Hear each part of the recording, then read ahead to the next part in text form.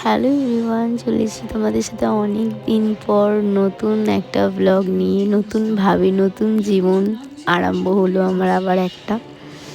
তো আজকে সারা দিন কি করছি মামামকে নিয়ে, কিভাবে কাজ করি আমি ওকে রেখে, ওকে সামলে, সব তোমাদের সাথে শেয়ার করব।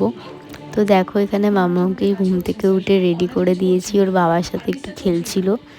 তারপরে আমি মামামকে নিয়ে চলে গেছিলাম মামামের দিদুন বাড়ি মামামকে রাখতে।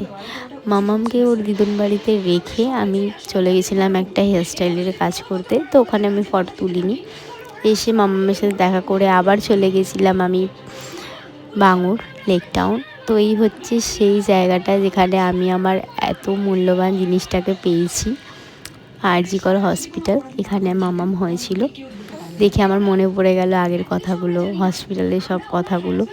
তো এখানে আমি চলে এসেছি দিদিদের বাড়িতে, লোকেশানে আমার। তারপরে এখানে দেখো আমি কাজ করছি, আমার সাথে সাথে দিদিও কিন্তু কাজ করছিল। তো এখানে চা খেতে খেতে আমি আমার কাজটা কমপ্লিটই করে নিয়েছিলাম। এটাও ছিল ওখানের ফাইনাল ওয়ার্ক।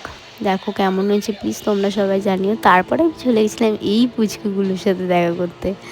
এই পুচকুগুলোকে তোমরা দেখো কতটা কিউট দেখতে পুচকিগুলো, জাস্ট খুব সুন্দর লাগছিল ওদেরকে দেখতে। তো ওখান থেকে এসে মামামকে ঘুম পাড়িয়ে প্রায় 1টা বেজে গেছিলো। ওকে ঘুম পাড়াতে পাড়াতে তারপরে আমি এখানে পিৎজা খাচ্ছিলাম। রাত হয়ে গেছিলো, কিছু খেতে ভালো লাগছিল না। তো এখানে আমি কী কারণে এত হাসি তোমাদের সাথে নিশ্চয়ই একটা কোনো শর্ট ভিডিওতে হলেও আমি এই ব্যাপারটা শেয়ার করব। তো আজকের জন্য টাটা, আমি তারপরে ঘুমিয়ে পড়েছিলাম। আবার পরের দিন কী করবো